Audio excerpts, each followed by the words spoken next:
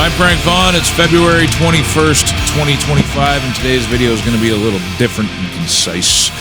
Once upon a time, there was a boat known as the Titanic, and as it sank in the cold Atlantic Ocean, a jazz band played until it was beneath the waves. Canada is the Titanic, and the jazz band is hockey. Now, I knew I was going to come out of yesterday thoroughly disappointed in the Canadian public, but I didn't know the depths of disappointment that I was going to feel.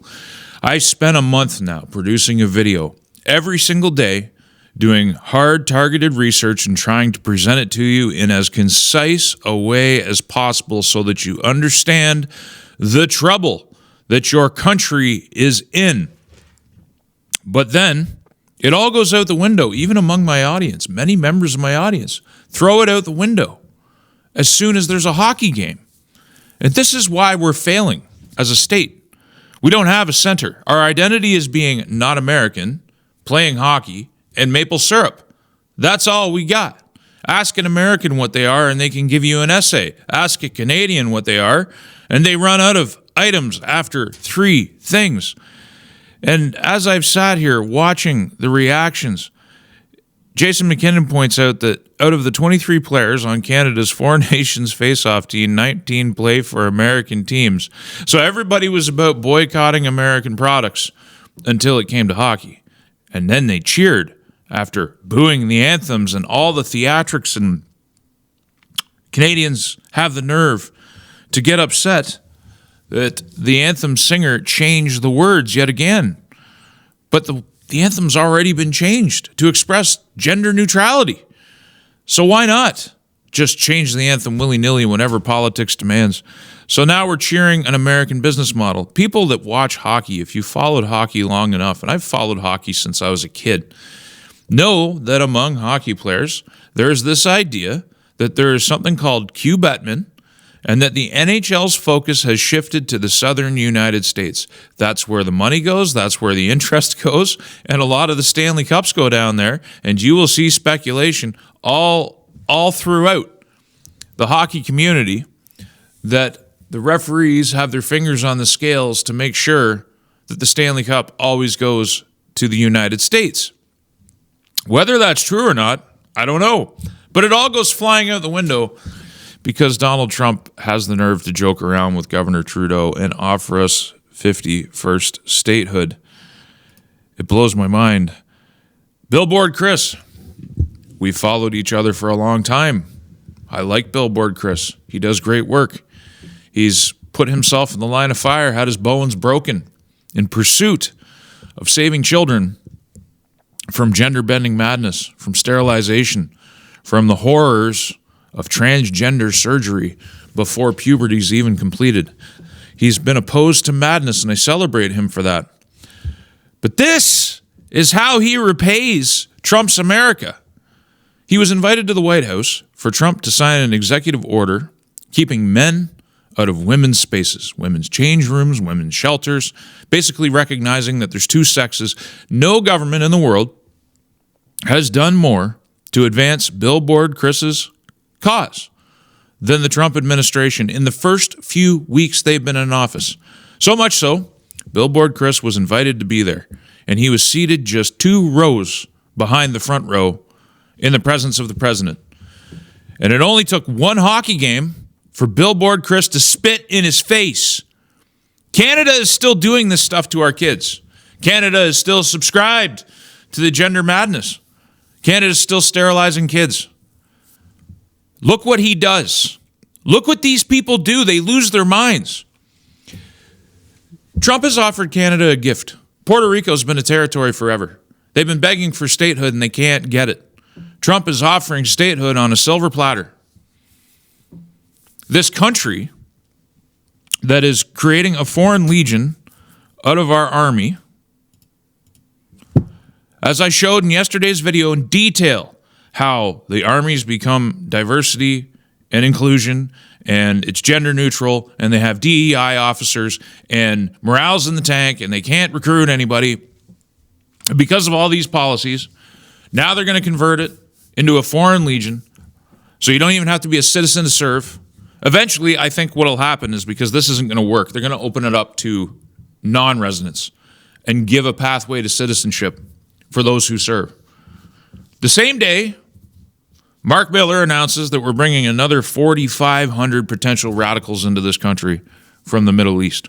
We talk now. It's so funny. In the wake of this trade war talk and this 51st state talk, all of a sudden corporate Canada has put white people back in their advertisements. They've been eliminated for years. Now all of a sudden they're back. And now we're all of a sudden supposed to celebrate our European roots. And there's been articles, as I've showed you in my videos, that float the idea of us joining the European Union. If Europe is so great, if the civilization is so great, why do we import our immigrants from the third world? Most coming from India, most coming from all these other places except Europe. We actually actively discriminate against Europeans. And this is after we've trampled the flag underfoot for so long.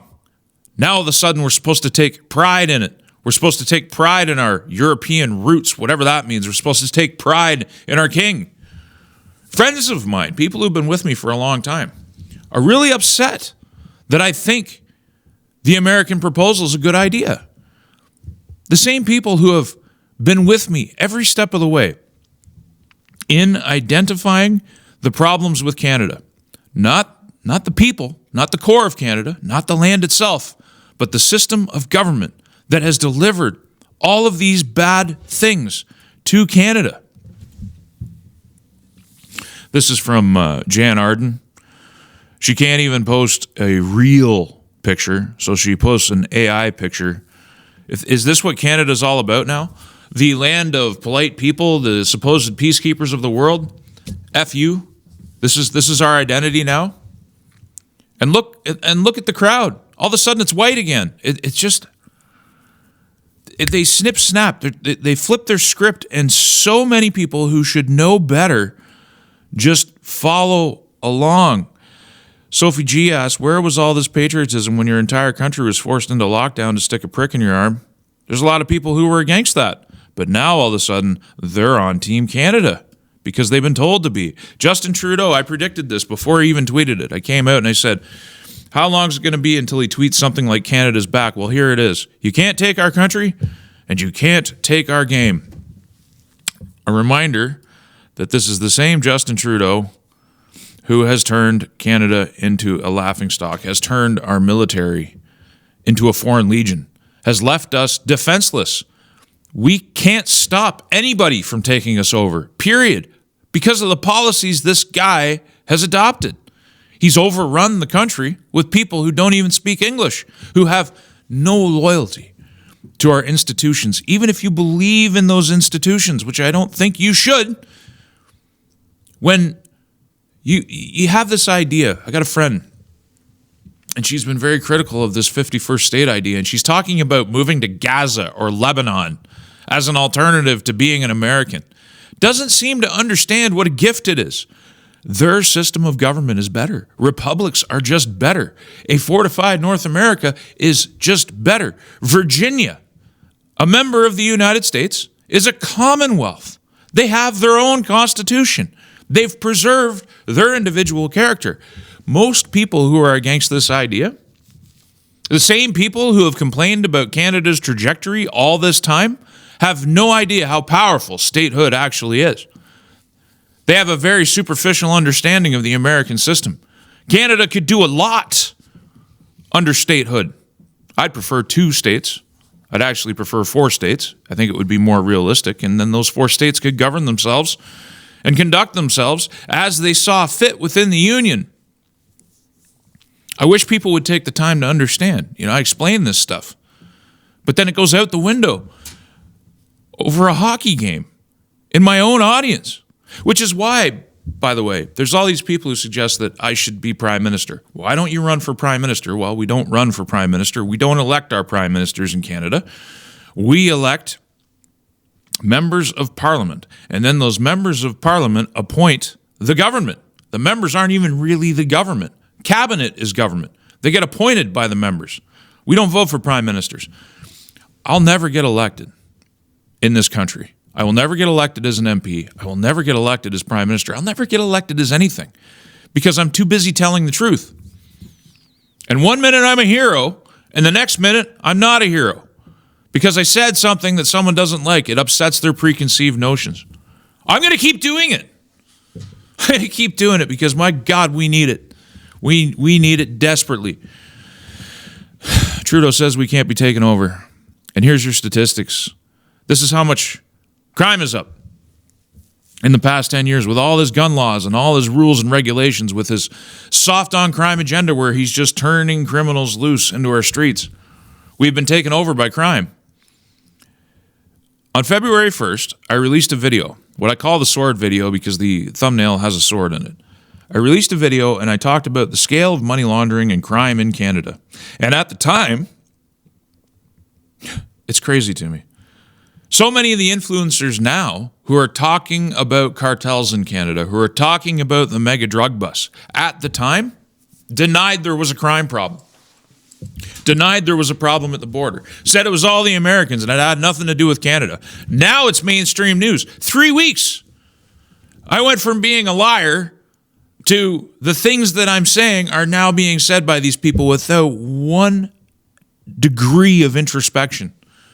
No apologies, no recognition. And that's fine. I don't need it. But it tells you about their character and their nature. It's insane. Canada's been completely taken over. Mass immigration, criminality, cartelism, drug addiction. Your streets are full. But yay! We won a hockey game with a team that plays in the United States. You realize so many people who are in the public limelight, who are so upset about Canada as the 51st state, look at it as a threat to our sovereignty. They don't even live here. Mark Carney hasn't lived here. He's not even a Canadian. The singer of the anthem, Kreviatsik, whatever her name is, she's lived in the United States for so long she couldn't even remember the proper words. They changed it on purpose, but most of them are expats. They don't even want to live here. Even Maxime Bernier, who, for one, is backing Canadian sovereignty, and he, too, aligns with Team Canada in thinking that our Constitution is fine the way it is and that our Federation is fine the way it is. He doesn't want to actually deal with all the pressing issues in the country. He doesn't want to deal with the system that is represented in the flag, not saving the people, not dealing with the core problems. He supports it. He doesn't want to open the Constitution either. That's the root of the problem, is our backdated and outdated federation. He doesn't want to touch it either. He knows where his bread is buttered. It's crazy to me. It's crazy to me how everybody loses their perspective. Trump talks sense. The entire political class wants war and he wants peace. And more importantly, he tells the truth about all aspects of the war, which our politicians won't do. This is speaking about Ukraine. You know, I thought of myself as, first I was kind of enthusiastic about Poilievre's leadership. And then I thought I was a pragmatic voter of Poilievre. But I've watched him shift so much. He says Trump wants Canada to steal jobs, and carbon tax Carney is the man to hand it to them. If Carney wins, Canada loses. But where's the difference? Go to Poilievre's Twitter feed today. What's he doing? He was talking about hockey last night like the rest of them. His message when it comes to the United States is exactly the same as Trump's. The reciprocal tariffs that all of Team Canada is talking about are the ones that will hurt Canada the most, not the tariffs that Trump levies, the tariffs that we levy and retaliate with. They're talking about shutting down energy shipments. Poilievre's on board with that because he aligns with Team Canada. That's where it goes. He's still talking about carbon tax Carney. He's still got these slogans. It's kind of useless. I'm slowly turning from a pragmatic voter that would like to see criminals off the street and everything else, because I do, to somebody who might just stay home in another federal election. Because the closer we get to the supposed federal election, which I don't even think we're going to get, if it looks like the establishment is going to lose, if it looks like they're going to lose to Poilievre, I think Singh backs off and he keeps our unelected prime minister, our new prime minister, Mark Carney, in power, and Carney comes along and does all these emergencies acts. And we just don't get an election. I don't think you're going to get it. Poilievre's playing a game like he's going to get an election. He's trying to win. He's appealing to the soft center. The same strategy that Scheer did, the same strategy that O'Toole did. That's how conservatives lose. I thought he had learned the lesson, but clearly not so. We can change political parties that rule from Ottawa. When they all clap like trained seals, when Billboard Chris's, smart guys putting themselves on the line for justice, are so quick to slap the hand that blessed them with their biggest victory. When we support an endless war in Ukraine, where millions are dying, and millions more would die. If we did what the Trudeau government advised, if we did what Pierre Poilievre advised, if we had done what Biden advised and what Harris wanted, we'd be in World War III, and all of us would be dead, and you clap like seals for it. The country unites around a hockey game while the whole thing burns down around us. For a full month, I've generated hard-hitting content, telling the truth on a variety of subjects that no one wants to give you. No one wants to build that narrative. No one wants to connect those dots. And you build this audience, and then you see, and it's hard fought, because like I said, one day I'm a hero, the next day I'm an enemy. That's how this works. When you tell the truth, there's a saying, when you tell the truth, have one foot in the stirrup, because the need to run and get away is always going to be with you. I wasn't expecting so many people who are otherwise reasonable to lose their minds over a hockey game. We've lost the script. To summarize, this federation is a broken concept. The myth is Canada. The myth is that you have sovereignty to save. It's already been given away. You've never been sovereign. You don't even know what sovereignty means in this country. You think you're losing something if you join something greater. You think that there's a risk that it'll go dark, that it'll go bad. But where you are is already bad, and you're going to have to take a risk if you want to change it. All of our premiers, including Smith and including Scott Moe, support this idea of Canada, even though Alberta and Saskatchewan have been fighting with this concept of Canada, which is rooted in Ottawa, for decades. Our very survival has been hard fought, not against the United States, who has enabled that survival, who has enabled us and buttered our bread, but by Ottawa, who sought to deny. Trudeau came along in 2015 and he said, I'm going to bring out a carbon tax and we're going to phase out your prosperity. And who is there with money and capital every time we need it? The Americans. Willing to buy. If we don't buy their light crude and mix it with our heavy, we can't even get it through our pipelines. Our own government denies our refining capacity. Doesn't want to build pipelines. I've talked about it all before. And all it took was one hockey game for everyone to forget. That's extremely disappointing, especially considering the amount of time and dedication I put into these things. And it's not the entire audience. I'm not condemning you.